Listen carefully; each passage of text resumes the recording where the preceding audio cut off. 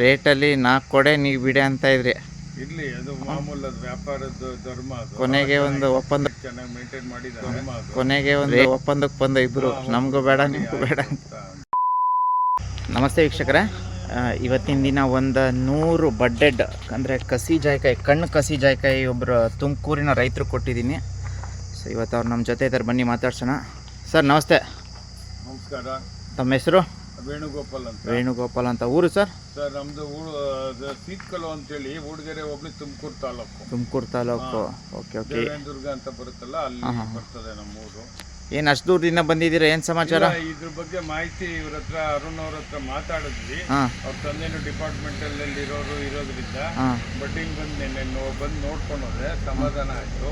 ಹಾಗಾಗಿ ಅವ್ರ ಹತ್ರನೇ ತಗೊಬೇಕು ಅಂತೇಳಿ ಇದು ಮಾಡಿದ್ರು. ಒಳ್ಳೆ ಅಡ್ವೈಸ್ ಮಾಡಿರೋದ್ರಿಂದ ನಮಗೆ ಒಂದು ಸಂತೋಷ ಆಯಿತು. ಫೋನಲ್ಲೇ ಕಾಂಟ್ಯಾಕ್ಟ್ ಮಾಡಿದ್ದಿತ್ತು. ಹಾಗಾಗಿ ಇಲ್ಲಿ ಬಂದು ತೊಗೊಂಡು ಹೋಗ್ತಾ ಇದ್ವಿ ನಾವು, ನಮ್ಮ ಶ್ರೀಮತಿಯವರು. Okay okay. ಮನ್ಸಿಗೆ ಒಪ್ಪಿಗೆ ಆಯಿತಾ? ಓಕೆ ಆಗಿದೆ ಸರ್. ಗಿಡಗಳ ಕ್ವಾಲಿಟಿ ಚೆನ್ನಾಗಿದೆ, ಚೆನ್ನಾಗಿ ಮೇಂಟೈನ್ ಮಾಡಿದ್ದಾರೆ. ರೇಟಲ್ಲಿ 4 ಕೊಡೆ ನೀವು ಬಿಡಿ ಅಂತ ಇದ್ರಿ. ಇರ್ಲಿ, ಅದು ಮಾಮೂಲು, ಅದು ವ್ಯಾಪಾರದ ಧರ್ಮ. ಅದು ಕೊನೆಗೆ ಒಂದು ಒಪ್ಪಂದಕ್ಕೆ ಬಂದು ಇಬ್ಬರು, ನಮಗೂ ಬೇಡ ನಿಮಗೂ ಬೇಡ ಅಂತ.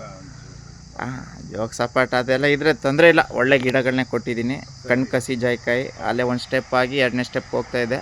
ಜೊತೆಗೆ ಪರಾಗಸ್ಪರ್ಶಕ್ಕೆ ಅನುಕೂಲ ಆಗೋಂಥ ನಿಟ್ಟಿನಲ್ಲಿ ಬೀಜದ ಗಿಡಗಳು ಸಹ ಕೊಟ್ಟಿದ್ದೀನಿ. ಸೊ ಥ್ಯಾಂಕ್ ಯು ಸರ್, ಅಷ್ಟು ದೂರದಿಂದ ಬಂದಿದ್ದೀರಾ. ಒಳ್ಳೆ ಈಲ್ಡ್ ಬರಲಿ ಸರ್ ನಿಮ್ಮ ಜಾಯ್ಕಾಯಿ. Thank you madam.